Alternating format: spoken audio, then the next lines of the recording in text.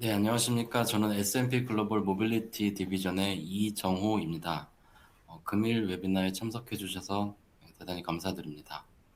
잠시 안내사항 읽어보시고 다음으로 넘어가도록 하겠습니다.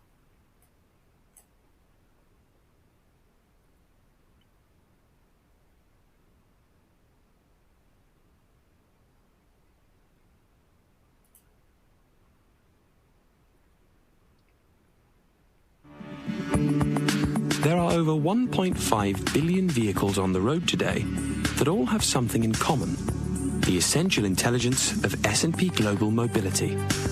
We provide invaluable information across the entire value chain, enabling vehicle manufacturers, suppliers, dealers, and consumers to make decisions with conviction.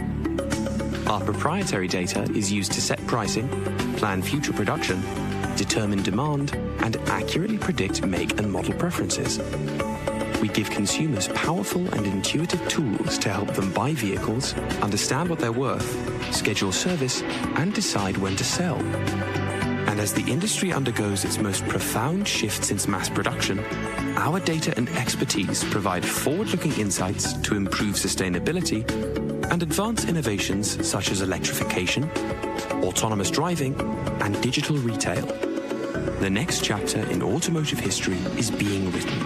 Pioneering decisions are being made using the essential intelligence of S&P Global Mobility.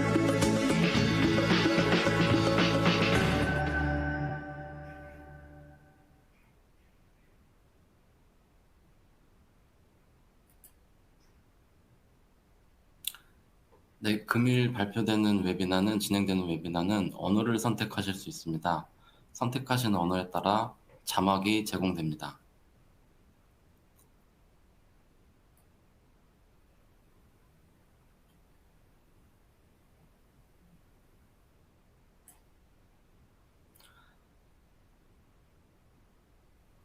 라이브 캡셔닝을 통해서 자막 여부를 확인하실 수 있습니다.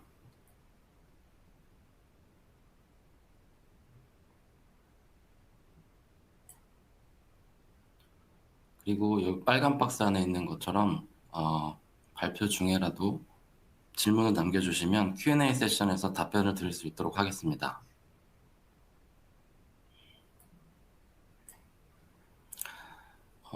금일 웨비나가 종료되는 시점에 설문조사를 해주시면 대단히 감사드리겠습니다.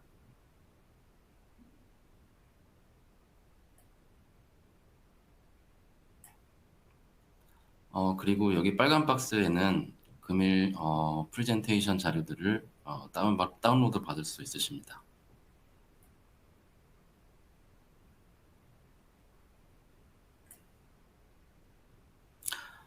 기존의 IHS 마켓은 이제 S&P 글로벌로 합병이 되었습니다.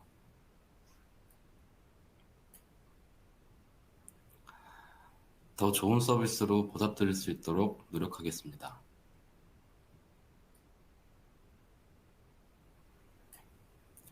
기존의 IHS 마켓의 오토모티브 디비전은 현재는 S&P 글로벌의 모빌리티 디비전으로 변경이 되었습니다.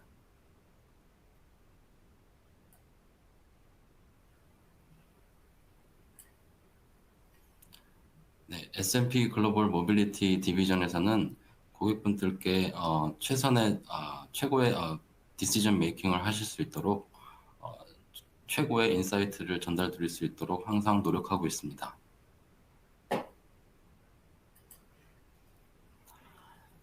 S&P 글로벌 모빌리티 디비전은 차량의 생산 그리고 판매에 대한 포캐스팅 그리고 그 차량 판매 모델 레벨별 차량 판매에 따른 차량에 필요한 부품들에 대한 포캐스팅을 진행하고 있습니다.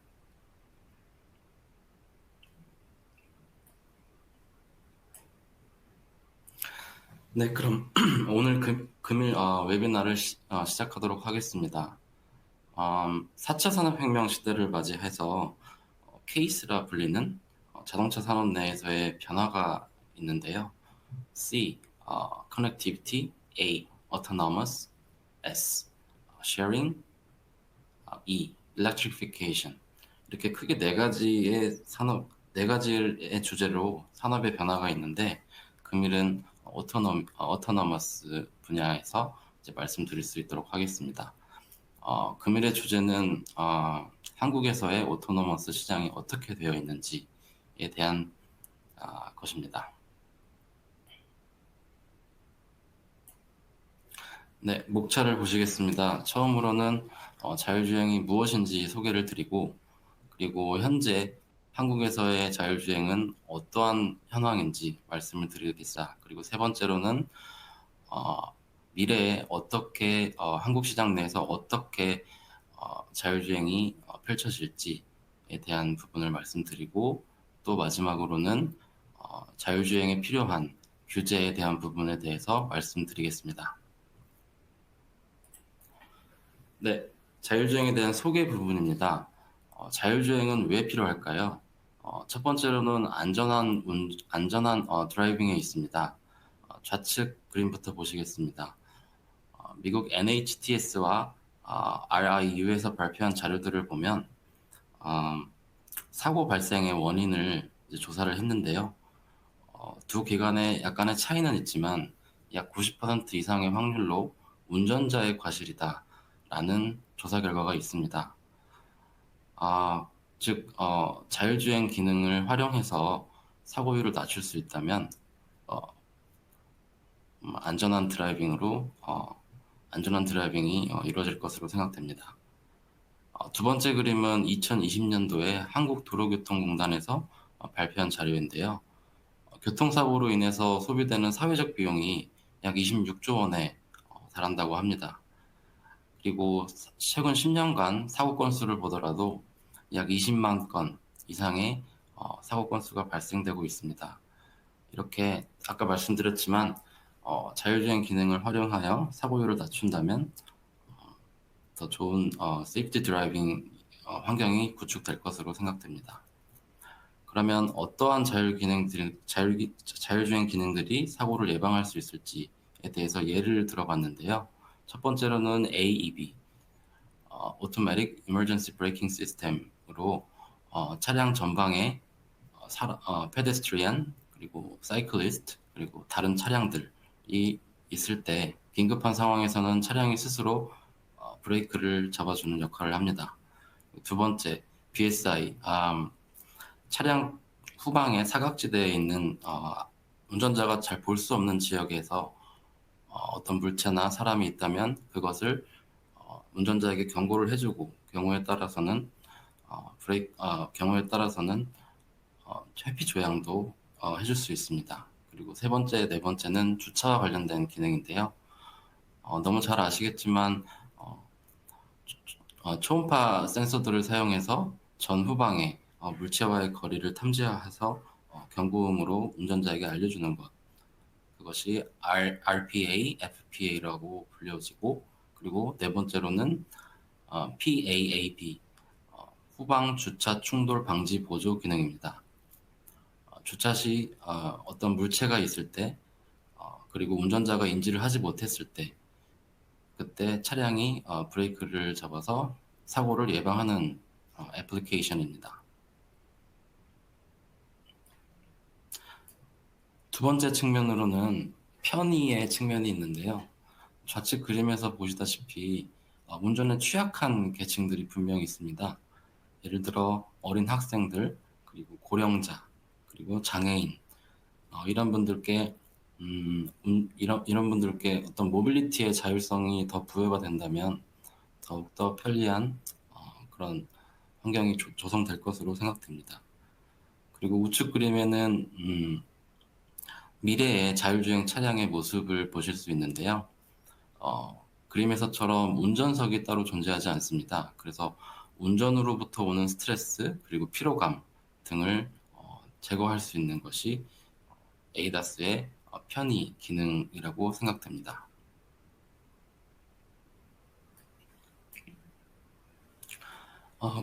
그리고 자율주행에 대해서 이제 레벨에 대한 부분인데요. 미국 자동차 공학회 SAE에서 발표한 자료입니다. 물론 이것이 법적 효력을 갖는 것은 아니지만 오토모티브 인더스트리에서는 어떤 기준으로 많이 활용되고 있는 자료입니다. 우선 레벨 0단계부터 보시면 모든 상황에 대해서 운전자가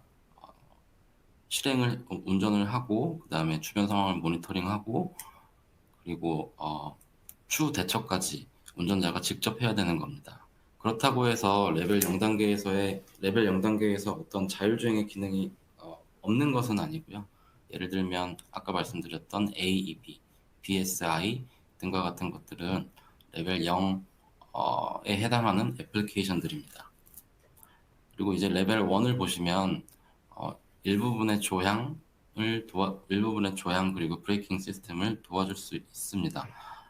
예를 들면 어댑티브 크루즈 컨트롤 또는 차선 유지 보조, 레인 센터링을 예를 들 수 있습니다. 그리고 이제 레벨 2에서는 레벨 1과의 차이점은 방금 말씀드렸던 어댑티브 크루즈 컨트롤과 차선 유지 보조 시스템이 동시에 탑재되는 경우 차의 종과 횡 방향에서 차량이 스스로 컨트롤할 수 있기 때문에 그때부터는 레벨 2라고 정의합니다. 물론 이때도 레벨 1과 마찬가지로 주변 상황의 모니터링과 그리고 추후 대처까지 운전자가 직접 해야 합니다. 그리고 이제 레벨 3인데요. 레벨 3에서는 특정 조건에 한해서 주변 상황 모니터링을 차가 직접 수행을 하고, 그리고 특정 조건 하에서 자율주행을 수행합니다. 차량이 직접 자율주행을 수행합니다. 그러나 시스템이 요구할 때는 운전자가 즉시 운전에 복귀해서 운전을 해야 되는 점이 있습니다. 그리고 레벨 4 단계는 특정한 상황, 특정한 도로 조건에서는 차량이 모든 것을 컨트롤할 수 있어야 합니다. 그리고 레벨 5에서는 특정한 도로와 같은 조건이 관계없이 차량이 모든 것을 스스로 해결할 수 있어야 하는 것입니다. 지금 현재 대한민국은 레벨 2 단계에 머물러 있고, 뒤에서도 말씀드리겠지만 이제 곧 레벨 3가 디플로잉 될 것으로 생각하고 있습니다. 그리고 인더스트리에서의 하나의 변화는 레벨 2에서 레벨 3로 넘어갈 때 다소 라이애빌리티와 관련된 규제 측면, 그리고 OEM들의 스트래티지에 따라서 3로 잘 넘어가지 않으려는 경향도 있습니다. 또는 넘어가지 못하는 경우도 있고요. 그래서 레벨 2 플러스라는 개념을 내세우기도 합니다.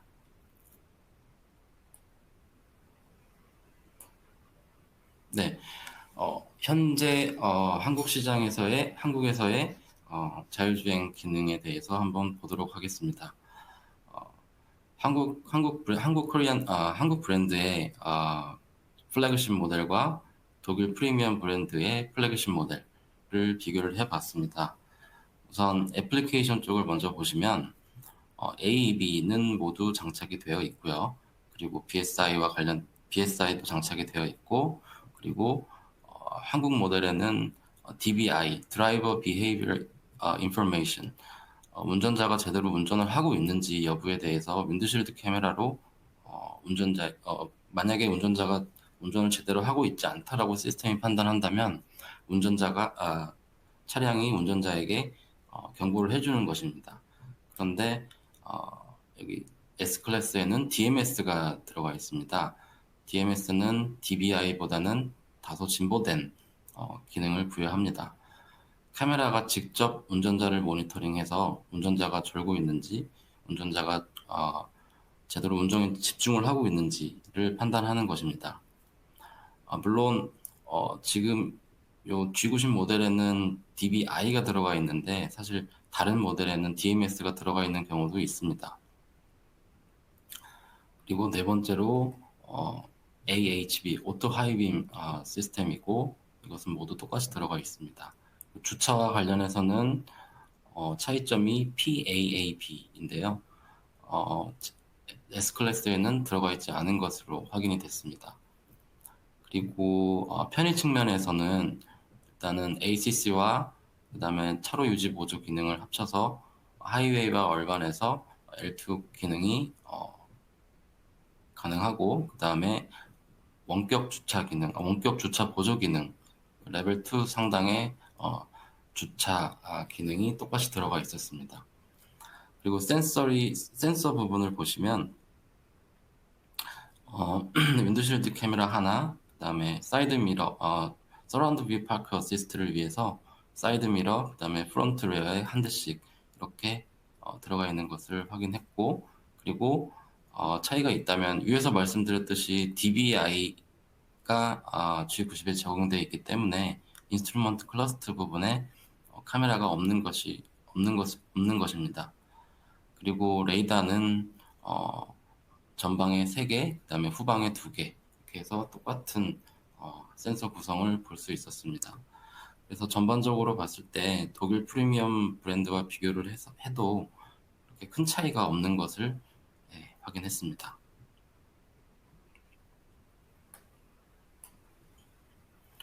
네, 그리고 두 번째로는 K-NCAP에 대한 부분인데요. 너무나 잘 아시겠지만 K-NCAP은 어떤 법적 효력을 갖는 것은 아닙니다. 즉, K-NCAP에서 어떠한 어세스먼트 프로그램을 개발했다고 할지라도, 그리고 실행 중에 있더라도 그것을 법적으로 OEM에게 이런 애플리케이션을 만들어라 라고 법적으로 강요할 수는 없습니다. 그러나 K-NCAP의 기능은 이런 안전도 평가를 통해서 소비자에게 안전도 평가 결과를 보여줍니다. 그래서 소비자가 차량을 선택할 때 도움을 줄 수 있도록 하는 것입니다. 그래서 어떻게 보면 직접적으로 K-NCAP OEM을 구속하는 건 아니지만 그래도 간접적으로 이 특정한 애플리케이션을 만들어라라고 다소 푸시를 할 수는 있겠습니다. 그래서 한국 시장에서 자율주행과 관련된 애플리케이션의 디플로이먼트는 K-NCAP도 한 몫을 한다고 볼 수 있습니다. 어세스먼트 프로그램을 보시겠습니다. 현재 시점을 기준으로 2022년 현재 시점을 기준으로 AEB와 관련된 기능들은 모두 들어가 있고 그리고 차선 이탈 방지와 관련된 것 들어가 있고, 그다음에 속도 ASLD, ISA와 같이 제한 속도에 대해서 운전자에게 경고를 해주는 것도 들어가 있습니다. 그리고 후방 교차 충돌 방지 보조 들어가져 있고, 그다음에 사각지대에 대한 정보를 주는 것이 들어가 있습니다. 그리고 ACC는 폐지가 되었는데요. ACC는 편의 기능이라 빠지게 된 것으로 추정하고 있습니다. 그리고 AES, 그러니까 자동 회피 조향을 말하는데요. 이것이 2022년도부터 이제 시행되게 되어 있습니다. 제 추측컨대 추후에도 말씀드리겠지만 레벨 3를 의식한 어떤 어세스먼트 프로그램이 아닌가라고 생각하고 있습니다. 그리고 마지막으로 여러 가지 애플리케이션들이 이제 들어가 있는데 AB, 그다음에 AES, 그다음에 차로 이탈 방지와 관련된 것, 그리고 ACC, 그리고 V2X까지 들어가 있습니다. 이것을 현재 평가 방법에 대해서 이제 개발을 하고 있는데 제 생각에는 요 가장 마지막 부분은 레벨 4를 타겟을 하고 평가 프로그램을 만드는 것이 아닌가 이렇게 생각하고 있습니다.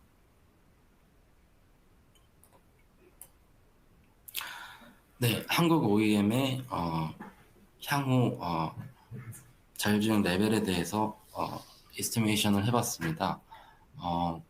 레벨 3 하이웨이에 대해서는 2022년도 말쯤에 디플로잉이 될 것 같고 그때 DMS와 ALC, 오토 레인 체인지가 같이 새로운 애플리케이션으로 들어갈 것 같습니다.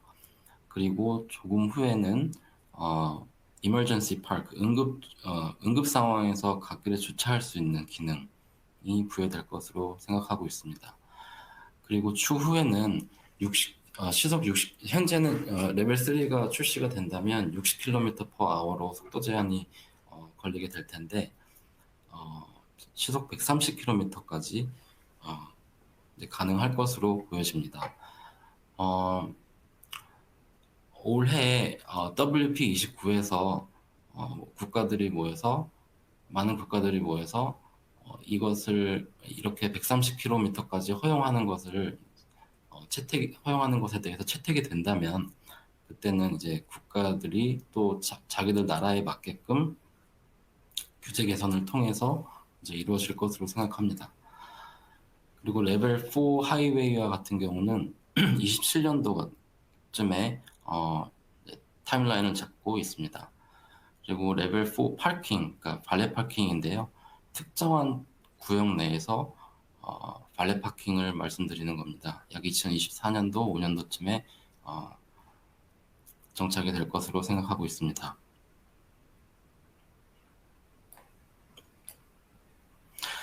네, 자율주행 레벨이 진화함에 따라서 자율주행 차량에 탑재되는 센서들에 대한 컨피그레이션인데요. 일단 좌측부터 보시면은 현재 상황입니다. 현재는 서라운드 파크를 위한 뷰잉 카메라 4대가 전후 좌우에 설치되어 있고, 그리고 윈드실드 카메라, 센싱을 위한 윈드실드 카메라가 전방에 한 대 있습니다. 그리고 레이더는 전방에 3개, 후방에 2개 이렇게 장착이 되어 있습니다. 그리고 레벨 3의 경우는 레벨 2에서 추가적으로 전방에 2개의 라이다, 그리고 DMS를 위한 운전석 쪽에 마련될 센싱 카메라 1대, 그리고 후방에 카메라 2대가 예상되고 있습니다. 후방의 카메라 2대는 오토 레인 체인지 등을 위해서 후방의 물체, 그러니까 즉 차량들을 좀 더 확실히 확인하기 위해서 이제 부착됐다고 판단하고 있습니다. 그리고 이제 레벨 4의 경우는 상당히 먼 미래이긴 하지만 예측은 해봤습니다. 후방에 라이다가 2개가 더 달리고, 그다음에 루프에 라이다가 여러 개 달릴 것으로 생각하고 있습니다. 그리고 좌우에 센싱을 할 수 있는 카메라가 하나씩 이제 부착이 될 것 같습니다. 우측 그래프는 카메라와 라이다에 대해서 한국 시장 내에서의 쉔먼트를 봤는데요. 점점 증가하는 추세는 맞습니다. 그리고 라이다의 경우는 지금 너무 숫자가 미비해서 2022년도, 2023년도에는 지금 잘 보이진 않는데 포함은 되어져 있는 그래프입니다. 그래서 자율주행 레벨이 진화함에 따라 센서는 늘어난다라는 것을 말씀드립니다. 그리고 이렇게 센서의 개수가 많아질수록 또 한 가지 요구가 되는 사항이 있는데요. 바로 ADC입니다. 일단 ADC는 오토노미 도메인 컨트롤러이고, 그 ADC에 대한 것을 말씀드리기 전에 전기전자 아키텍처 측면을 먼저 말씀드립니다. 좌측 상단에 Distributed Architecture는 흩어진 ECU들을 이제 표현을 하는 아키텍처이고요. 이렇게 자율주행과 관련된 센서의 개수가 많아질 때 그것들을 통합 관리할 필요가 대두되고 있습니다. 그래서 오토노미 도메인 컨트롤러를 이용을 해서 그 센서 개발 시점부터 그리고 사후 관리까지, 그리고 추가로 장착이 되는 센서들이 통합 관리를 하고, 그 다음에 개발할 때에도 좀 더 효율적으로 하기 위해서 도메인 컨트롤러 개념을 채용하고 있습니다. 물론 다른 이야기이긴 하지만 오토노미만 도메인 컨트롤러 형태를 띠는 것이 아니라 파워트레인, 비이클 도메인 컨트롤러, 칵핏 도메인 컨트롤러처럼 이렇게 모듈화가 진행되는 것을 확인할 수 있었습니다. 그리고 이 아키텍처 측면에서 조금 더 말씀을 드리면 결국에는 이런 도메인 컨트롤러들이 하나로 통합이 되어서 하나의 센트럴 컴퓨터가 차량을 컨트롤하는 형태로 발전될 것으로 예측하고 있습니다. 네, 도메인 컨트롤러에 대한 이제 부분인데요. 오토노미 도메인 컨트롤러에 대한 부분인데요. Y축은 도메인 컨트롤러의 가격, 그리고 X축은 도메인 컨트롤러의 핵심이 되는 SoC의 퍼포먼스입니다. 우선 레벨 1과 2에 해당되는 ADC, 오토노미 도메인 컨트롤러를 보시면 센서리 인풋 레벨은 적은 개수의 센서, 그리고 그에 대응할 수 있도록 MCU 또는 로우 엔드급의 SoC가 필요할 것이고, 그다음에 낮은 덴시티의 D램이 필요할 것입니다. 그리고 레벨 2 플러스와 레벨 3에 해당되는 오토노미 도메인 컨트롤러들은 조금 더 많아진 센서들을 커버하기 위해서 미드레인지급의 SoC가 필요할 것이고, 그리고 추가로 이제 낸드 플래시 메모리도 또 추가로 필요하게 될 것입니다. 마찬가지로 레벨 4와 5에 대응할 수 있는 ADC는 하이엔드급, 이제 예상하셨겠지만 하이엔드급의 SoC, 그리고 더 늘어난 메모리 덴시티가 필요로 하게 됩니다.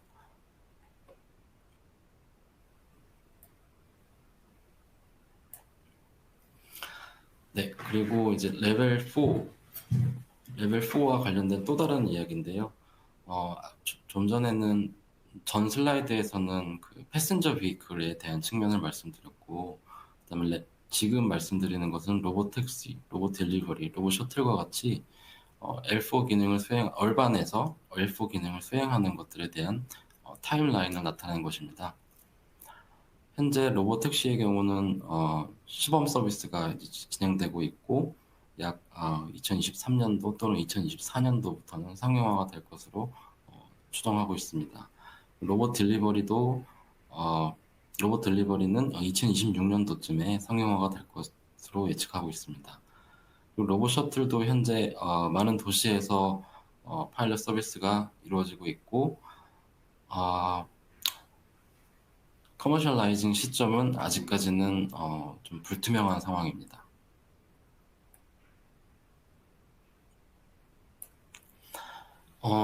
좀 전에 말씀드린 레벨 4에 대한 것인데요. 레벨 4의 시장은 저희가 예측하기로는 크게 두 가지 비즈니스 모델로 나눠질 수 있다고 생각합니다. 첫 번째는 패센저 카이고, 두 번째는 로보 X라고 표현합니다. 왜냐하면 패센저 카의 경우는 OEM이 차량을 판매해서 그리고 수익을 가져가는 구조로 되어 있습니다. 그렇다 보니 센서 디플로이먼트 측면에서도 프로덕티비티를 생각을 무조건 해야 합니다. 그리고 센서들의 장기 신뢰성도 고려가 되어야 할 것이고, 그리고 차량의 외관 또한 화려해야 할 것입니다. 반면에 로보택시와 같은 경우에서는 자율주행 성능을 최대한 고려한 그런 센서들이 채용이 될 것이고, 그리고 화려한 외관과 센서 가격은 물론 중요하겠지만 패신저 카보다는 상대적으로 덜 고려될 것으로 추정하고 있습니다.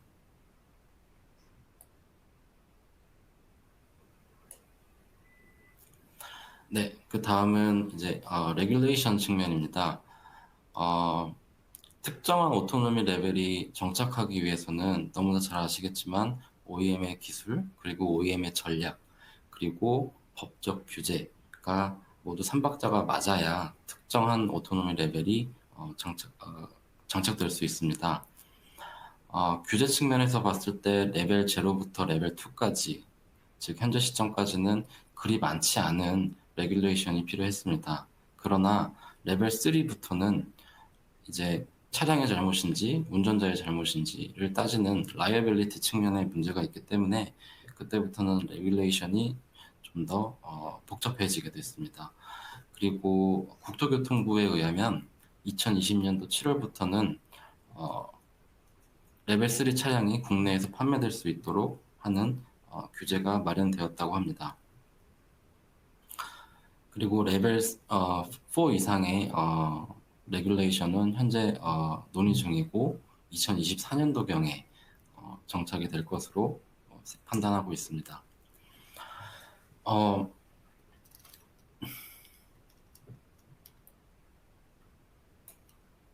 네, 레벨 3의 규제와 관련돼서 말씀드리겠습니다.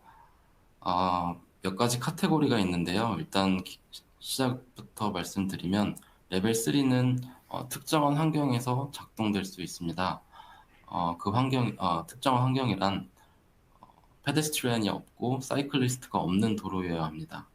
그리고 운전자는 항시 운전할 준비가 되어 있어야 하고요. 그리고 해당되는 도로에는 중앙분리대가 있어야 합니다. 그리고 레벨 3 기능이 시작되기 전에는 무조건 어떤 기록 장치가 반드시 정상 작동하고 있어야 합니다. 그리고 가운데로 보시면 레벨 3는 이제 꺼지게 됩니다. 언제냐면 뭐 너무나 당연한 이야기겠지만 운전자가 운전에 개입하게 되는 시점입니다. 그리고 세 번째는 HMI, Human Machine Interface인데요. 이제 안전을 고려한 측면이라고 생각할 수 있습니다. 그래서 규제에서는 그, 레벨 3 시스템이 이제 작동을 할 때는 뭐 비주얼로 신호를 줘라 또는 시스템이 뭐 페일이 됐을 때는 이때도 뭐 비주얼로 신호를 줘라. 그리고 위험 최소화 운행 그리고 비상 운행 등에서는 비주얼뿐만 아니라 청각 또는 촉각 등을 이용해서 신호를 줘야 한다라는 것을 규정하고 있습니다.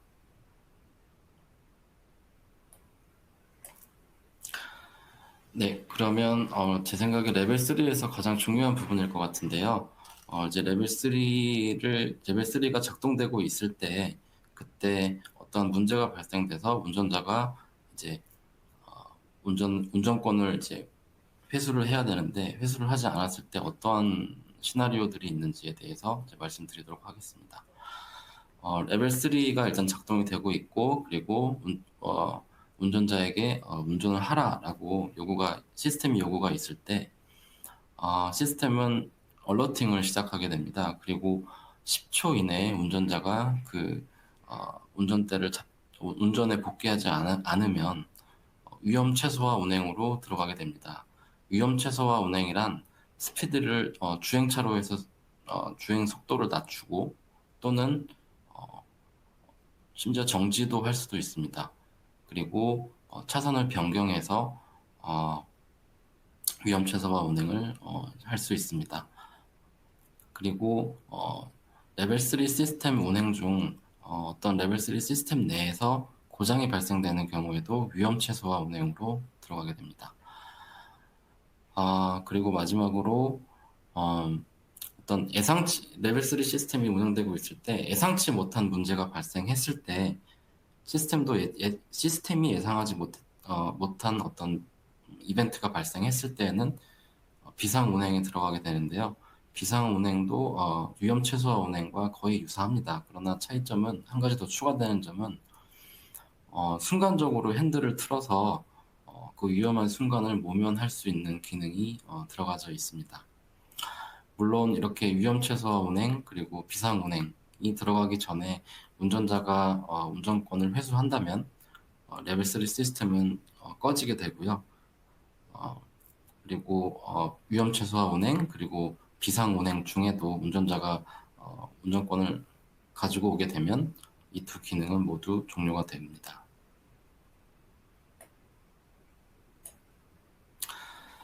네, 또 레벨 3와 관련된 다른 규정입니다.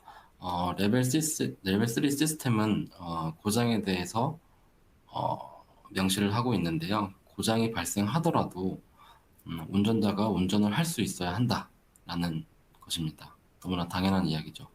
그리고 두 번째로는 DMS와 관련된 것인데요. DMS는 좀 전에 말씀드렸듯이 드라이버 모니터링 시스템입니다.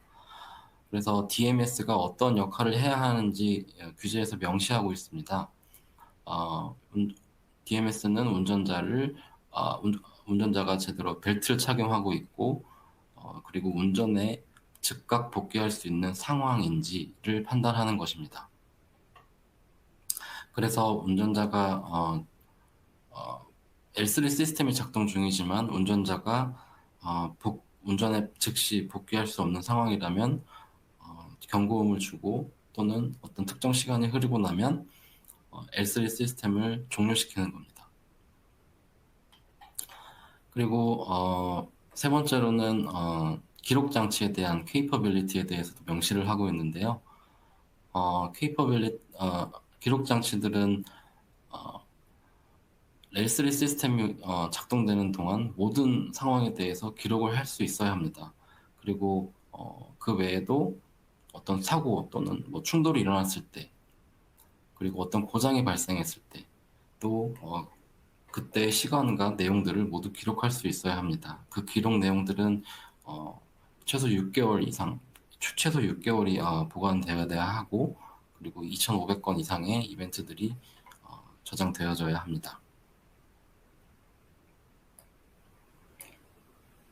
네, 그리고 이제 레벨 3와 관련된 보험과 관련된 부분인데요. 보험 내용을 봤을 때는 기존에 저희가 알고 있는 보험과 크게 다른 점은 없었습니다. 우선 첫 번째로 보시면은 차량 사고가 발생했을 때 우선적으로 보험회사가 그 사고를 처리합니다. 즉 피해 보상을 실시합니다.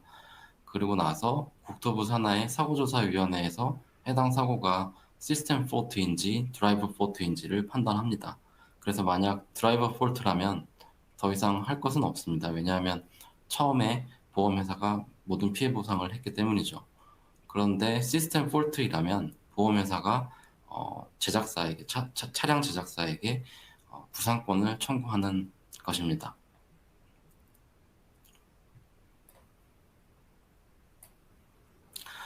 그리고 레벨 4에 관련된 규제입니다. 뭐 논의되고 확정된 것은 없지만 어떠한 것들이 고려돼야 한다라는 것은 명시하고 있습니다. 그래서 크게 세 가지로 나눠볼 수 있는데요. 첫 번째로는 시스템 세이프티 측면입니다. 시스템 세이프티 측면에서는 사이버 시큐리티가 이제 있는데요. 자율주행 레벨이 진화할수록 차량은 통신이 가능한 컴퓨터화가 되어가고 있습니다. 특히 V2X, V2I 등이 필요한 레벨 4 이상에서는 통신 보안이 중요한 요소로 고려됩니다. 왜냐하면 통신 불능 또는 통신 내용 조작에 따라서 차량 사고가 발생될 수 있기 때문입니다.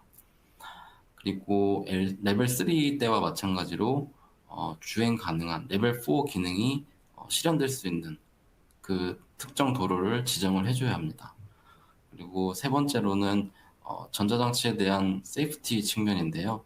현재 준용되고 있는 ISO 26262는 당연하고, 그리고 추가적으로 ISO PAS 21448이 준용될 것으로 생각되고 있습니다. 그리고 CITS, Cooperative Intelligent Transport System의 약자이고 자율협력 주행을 뜻합니다. CITS에 대해서는 뒷장에서 조금 더 말씀을 드리도록 하겠습니다. 그리고 OTA 측면인데요. 너무나 잘 아시겠지만 Over the Air의 약자입니다. 무선 소프트웨어 실행 시 매뉴얼화를 논하고 있는데요. 예를 들면 시동을 켠 채 정차해 있는 상황에서만 OTA가 가능할 것, 그리고 업데이트 중 어떤 시스템 페일이 났을 때 이전 버전의 소프트웨어가 사용되어져야 한다라는 내용입니다. 그리고 두 번째로 드라이빙 세이프티 측면입니다. 첫 번째로 HMI, 좀 전에 레벨 3에서 말씀드렸던 HMI인데요. 레벨 3와 조금 차이점이 있는데 그것은 차량 내부뿐만 아니라 차량 외부에도 안전과 관련된 신호를 제공해야 합니다. 즉 차량 바깥에 있는 페데스트리언, 사이클리스트, 그리고 다른 차량들에게도 현재 차량의 상태에 대해서 이제 말을 할 수 있어야 되는 것입니다. 그리고 두 번째로 이머전시 파크는 채용이 되어져야 하고요. 그리고 세 번째로는 이제 레벨 4 이상이 됐을 때 어떠한 경우에서는 운전자가 운전에 개입이 필요 없기 때문에 시트 포지션에 대해서도 좀 더 자율성이 부여될 수 있습니다. 그러나 사고 발생 시 피해를 최소화시키기 위해서 시트 포지션에 대한 규제도 있을 것이라 생각됩니다. 그리고 마지막으로 기록 장치, 레벨 3에서와 마찬가지로 기록 장치가 있어야 합니다. 그리고 others 해서 다른 부분인데요. 규제에서는 어떤 기술적 안전 측면뿐만 아니라 윤리적 측면도 고려하고 있습니다. 그리고 이런 윤리적 측면에 대한 고려들은 추후에 사회적 합의가 필요한 부분일 것입니다. 이 부분은 뒷 슬라이드에서 한 번 더 말씀드리도록 하겠습니다. 그리고 마지막으로 Education for Drivers, 운전자에게 교육이 필요합니다. 레벨 4부터는 기존에 없었던 기능이기 때문에 뭐 예를 들면 비상운행, 위험 최소화 운행 등 이런 기능들에 대해서 사전에 운전자에게 교육을 시켜줄 필요가 있습니다. 규제에서 말하는 것은 뭐 직접 도로에서 교육을 시킬 수도 있고, 그리고 또 시뮬레이터 등을 사용해서 교육을 시킬 수 있다고 합니다. 네, CITS에 대해서 말씀드리겠습니다. CITS란 정의는 이렇습니다.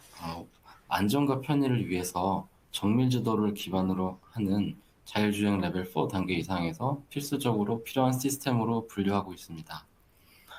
vehicle 그리고 차량과 인프라스트럭처 간에 실시간 통신을 이용해서 차량들의 위치 정보, 속도 정보, 도로 상황 등을 서로 공유를 해서 사고를 미연에 방지하는 겁니다. 인프라스트럭처에는 카메라, 레이더 등이 사용돼서 도로를 감지를 할 수 있습니다. 또 추가로 편의 측면도 있는데요.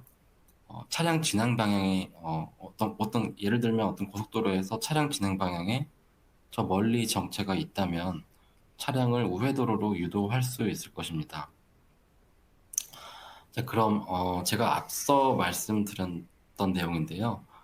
자율주행 레벨이 진화할수록 센서 사용량이 점점 증가한다. 그러면 센서들만으로는 자율주행이 이루어지지 않을까라고 생각이 드실 수 있을 것입니다. 네, 제 생각에는 센서들로만으로는 자율주행 차량이 조금은 힘들지 않을까. 특히 레벨 4, 5를 고려한다면요. 그래서 결론을부터 말씀드리면 센서도 분명 한계점이 있을 수 있을 것 같습니다.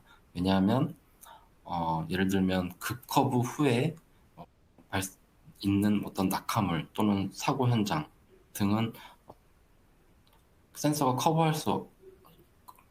저 멀리서부터 센서가 커버할 수 없다고 생각됩니다. 그리고 내 차량 주변에 대형 차량 등이 전후 좌우에 있다면, 또 비와 눈, 안개와 같이 악천후 상황, 또 태양의 역광 등 이런 상황에서 센서들이 동작 한계에 이를 수 있을 것이라 생각됩니다.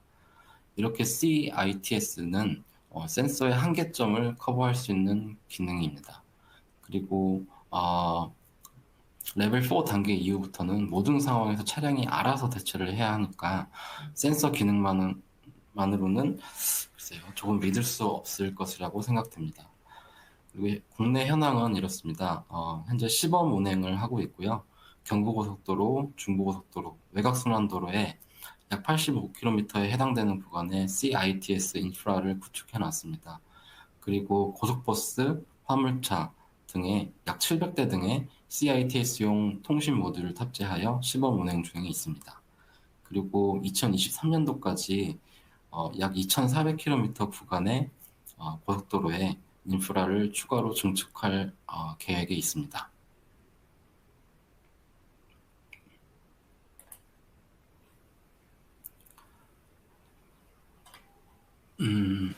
그리고 이제 윤리적 측면인데요. 레벨 3 이상에서부터는 모니터링 시스템이 이제 필수적으로 장착이 될 것입니다. 그때 이제 프라이버시 침해 부분도 이제 고려가 돼야 될 것으로 생각되고 있습니다.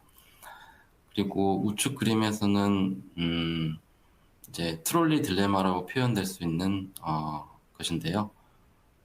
특정 상황을 가정해 봤습니다. 차량 진행 방향에 횡단보도가 있고 이 차량은 어떠한 이유에 의해서 횡단보도 직전에 멈출 수 없는 상황입니다.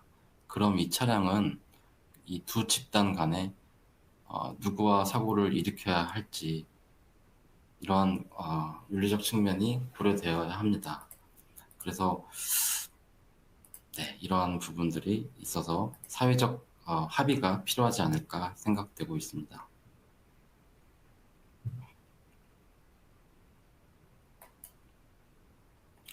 네, 금일 발표에 정리를 하겠습니다. 자율주행 기능은 안전과 편의를 위해서 존재하는 것으로 생각됩니다. 그리고 레벨 3의 경우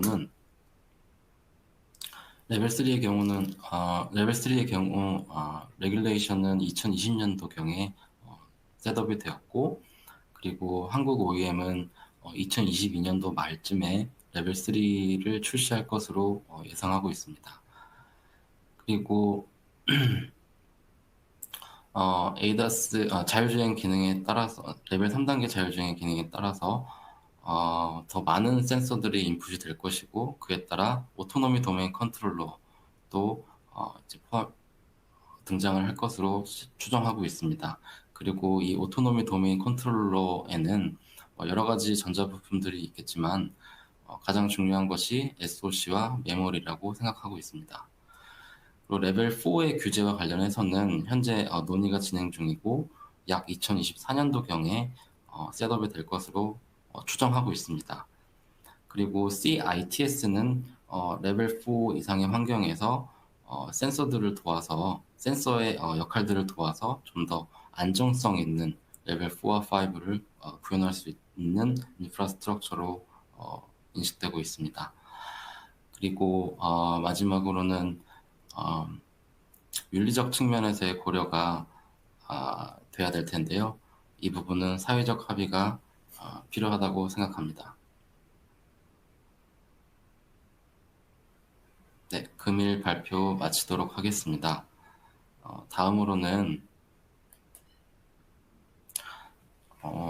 폴 퀘스천이 있습니다.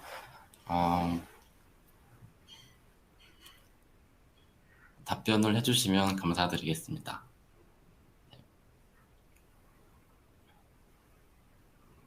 레벨 3의 기능이 있다면 구입을 하실 의사가 있으신지, 그리고 그것을 사용할 의사가 있으신지 답변해 주시면 감사드리겠습니다.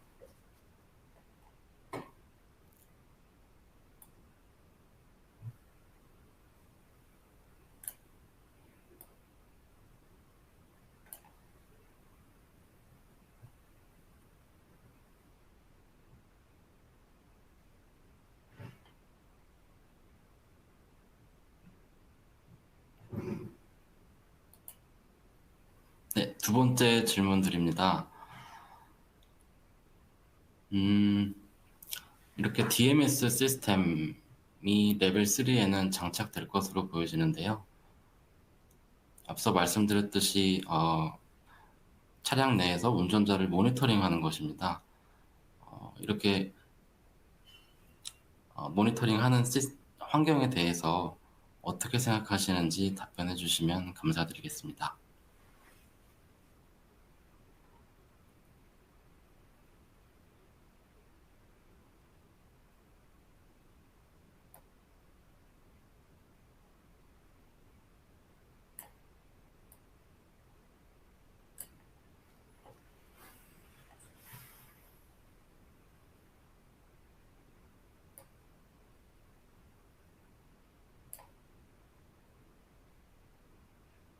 네, 폴 퀘스천 결과입니다.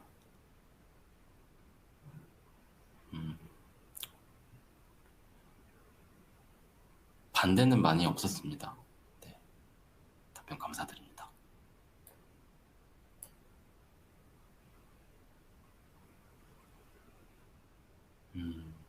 DMS에 대해서도 그렇게 거리낌이 없는 것으로 생각되어집니다.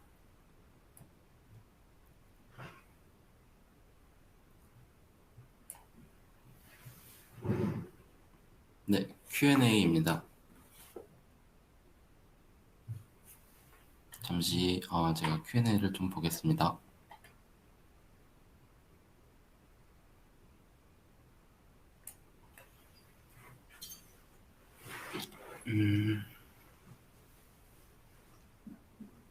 네, 질문이 여러 개 있는데요. 한국 이외 다른 나라의 자율주행 규정도 비슷하게 가고 있나요? 아니면 다른 차이가 있나요? 네, 어, 일단 크게 봤을 때, 딱 이 질문에 대해서 한마디로 딱 말씀을 드리기가 좀 어렵긴 한데,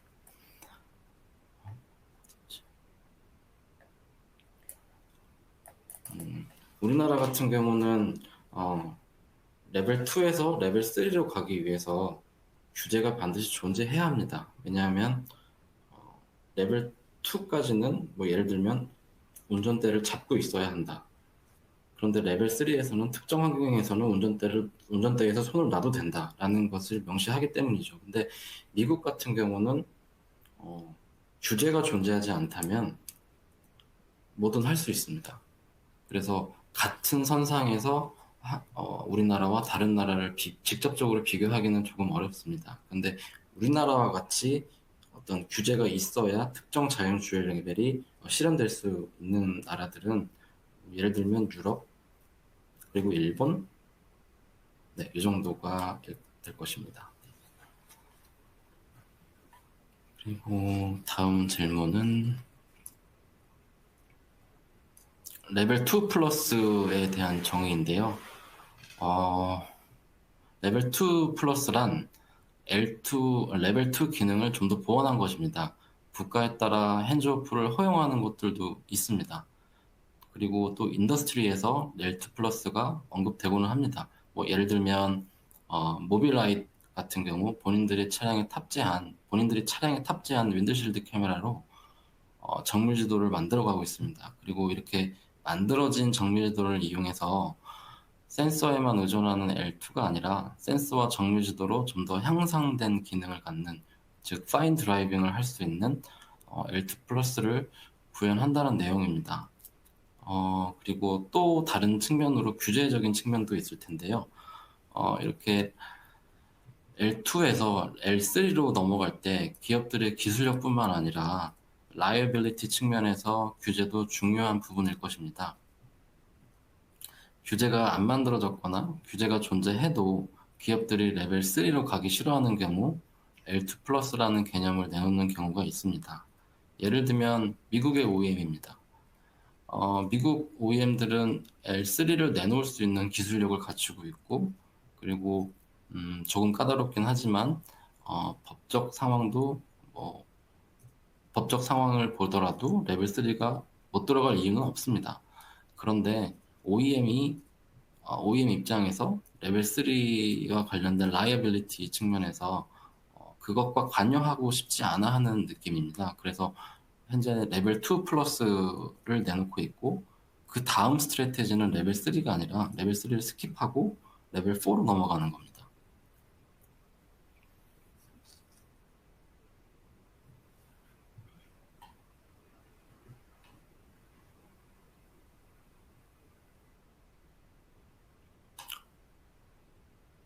어, 레벨 3에서는 왜 메모리 반도체가 중요한지 궁금합니다. 네, 답변 드리겠습니다. 일단 기본적으로 레벨 1, 2, 3, 4, 5 모두 메모리 반도체 중요합니다. 근데 이제 레벨 3부터는 앞서 말씀드렸듯이 오토노미 도메인 컨트롤러가 거의 필수적으로 필요할 것입니다. 그리고 그 오토노미 도메인 컨트롤러란 쉽게 말씀드려서 컴퓨터라고 보셔도 됩니다. 그리고 그 컴퓨터라는 개념 때문에 프로세서, 즉 SoC가 필요할 것이고, 그 SoC를 도와주는 D램, 그리고 사전에 소프트웨어들을 심어 놓을 수 있는 낸드 플래시 등이 이제 필요로 하게 될 것입니다. 그리고 인풋 때는 센서가 많다는 것은 인풋 때는 정보가 많고 처리해야 될 정보가 많습니다. 이렇게 정보 처리에는 프로세서와 메모리 반도체 모두 중요한 요소입니다.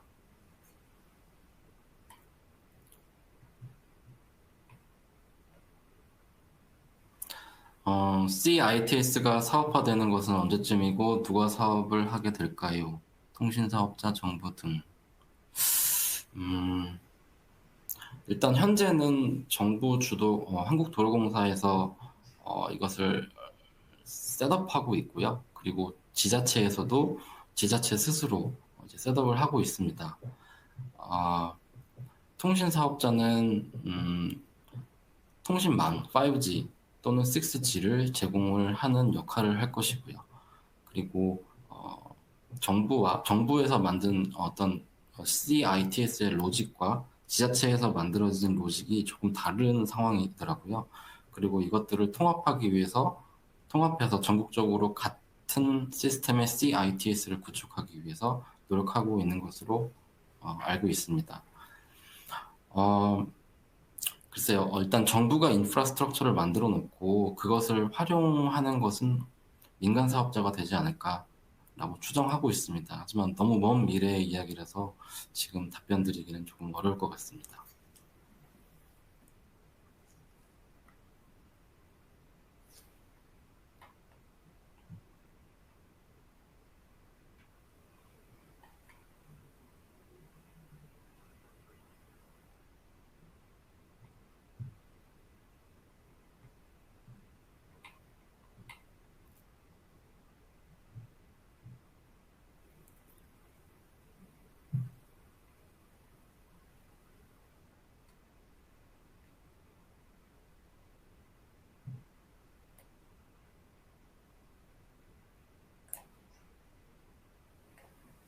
네, 다음 질문입니다.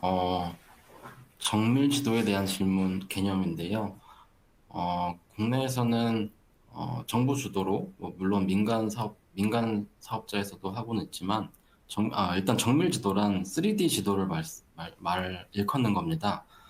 그래서 자율주행에 필요한 요소라고 생각이 되고요.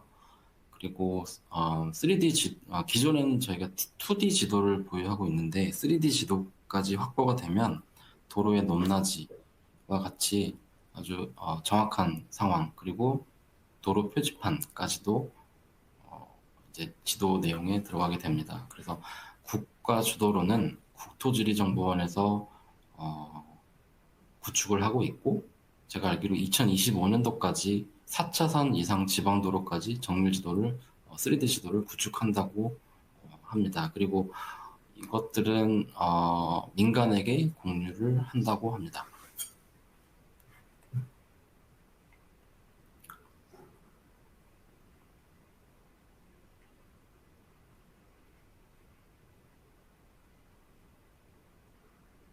향후 OTA가 인포테인먼트 이외에 소프트웨어 들어가는 자동차 내 여러 애플리케이션의 제어기에 모두 적용될까요? 네, 여러 애플리케이션의 제어기에 모두 적용될 것 같습니다. 예를 들면 파워트레인과 관련된 부분, 인포테인먼트니까 CDC와 칵핏 도메인 컨트롤러, 그리고 오토노믹 도메인 컨트롤러, 그리고 비이클 도메인 컨트롤러 들도 OTA가 네, 적용될 것으로 예측이 되고 실제로 최근 제네시스 브랜드의 차량을 보면 자율주행과 관련된 주차와 기능과 관련된 기능이 OTA로 업그레이드가 되었습니다. 네, 그럼 Q&A 세션 마치도록 하겠습니다. 네, 다음에 예정된 세션은 자율주행과 그리고 인포테인먼트를 위한 디지털 칵핏을 위한 도메인 컨트롤러에 대한 웨비나를 하도록 하겠습니다. 금일 시간 내주셔서 감사드립니다. 또 뵙도록 하겠습니다. 감사합니다.